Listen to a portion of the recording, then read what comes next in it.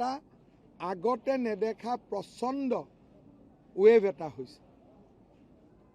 লাষ্টত পৱন খেৰাক ক'ব ই অসমীয়া মানুহক ব্ৰেইন নাথাকে বুলি ভাবিছিল। আমিও যে 24 ঘণ্টাৰ ভিতৰত 2 ঘণ্টাৰ ভিতৰতে ক্লিয়াৰ কৰাই লৈ আহিব পাৰোঁ সেইটো ভাবা নাছিল। ই যিবিলাক মানুহৰ লগত ইমান দিন ডিল কৰি আছিলে সেইবিলাক বেলেগ আছিল। হিমন্ত বিশ্ব শৰ্মা বেলেগ মাল হয়। 2 ঘণ্টাৰ ভিতৰত মই কনফাৰ্ম কৰি লৈ আহিলোঁ ডুবাই পাছপৰ্ট ফেক।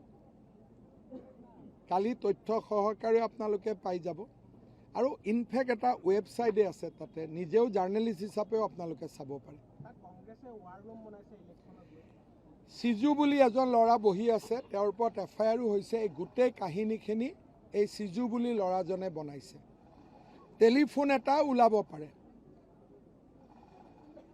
লাষ্টৰ দিনাখন পীযুষ আৰু মোৰ মাজত এটা টেলিফোনিক কনভাৰচেশ্যন এটাও তেওঁলোকে বনাব চেষ্টা কৰি আছে AIৰ জৰিয়তে।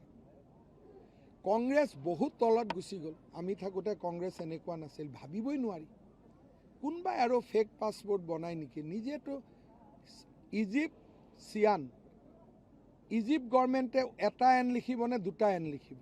ওপৰত দিছে এটা এন, দ্বিতীয়টোত নেক্সটটোত লিখিছে 2টা এন। ইণ্ডিয়া গভৰ্ণমেণ্টে এটা জেগাত ইণ্ডিয়া লিখি তলত আকৌ ইণ্ডিয়া বুলি লিখিব নেকি? একদম মাথা নোহোৱা। ই পৱন খেৰাই ভাবিছিল আমি একো বুজি নাপাওঁ, সি দপদপাব আমি শুনি থাকিম। কিন্তু ইহঁতেও বুজি পোৱা নাই যে এখন অসম হয়, ইয়াতো ইহঁততকৈ স্মাৰ্ট মানুহ আছে বুলি।